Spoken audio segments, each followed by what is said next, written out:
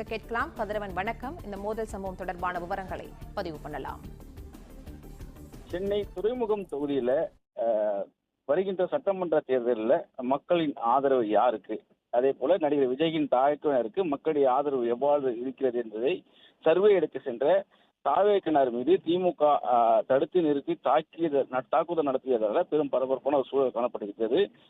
குறிப்பாக பாரிமுனை பூக்கடை அங்கப்பன் நாயக்கன் தெரு பகுதியில் தாவேக கட்சி சேர்ந்த ஒரு 5 பெண்கள் மற்றும் 10 பேர் சேர்ந்து இப்ராஹிம் சாலையில கழுத்தில் தாவேக துண்டு அணிந்து சர்வே எடுக்க சென்றதாக கூறப்படுகிறது. குறிப்பாக வருகின்ற சட்டமன்ற தேர்தலில் தமிழக வெற்றி கழகத்தின் கட்சிக்கு மக்களிடையே எவ்வளவு ஆதரவு இருக்கிறது, மற்ற கட்சிகளுக்கு அந்த பகுதியில் எவ்வளவு ஆதரவு இருக்கிறது என்பதை வீடு வீடாக சென்று சர்வே எடுக்கும் பணியில ஈடுபட்டு வருவதாக கூறப்படுகிறது.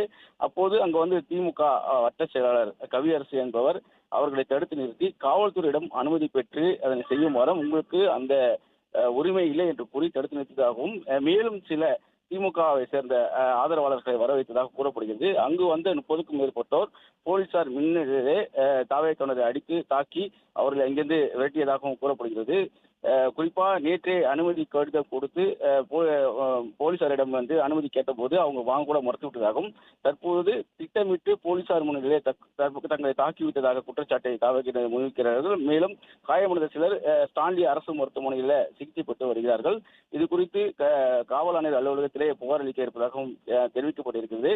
காவல்துறையிடம் அனுமதி பெற்று சர்வே எடுக்குமாறு திமுக தடுத்து நிறுத்தியதோடு மட்டுமில்லாமல் காவல்துறை முன்னிலையிலே அவர்கள் மீது தாக்குதலும் நடத்தியிருக்கிறார்கள். இதில் காயமடைந்தவர்கள் ஸ்டான்லி அரசு மருத்துவமனையில் அனுமதிக்கப்பட்டிருப்பதாகவும் கூறப்படுகிறது. இது குறித்து வடக்கு கடற்கரை போலீசார் விசாரணை மேற்கொண்டு வருகிறார்கள். தற்போது அது தொடர்பான வீடியோ காட்சிகள் வெளியாக இருக்குது. இதனை வைத்து தற்போது தாவேக்காவினர் காவல் ஆணையர்கள் புகார் அளிக்க இருப்பதாகவும் தகவல் கிடைக்கப்பட்டிருக்கிறது.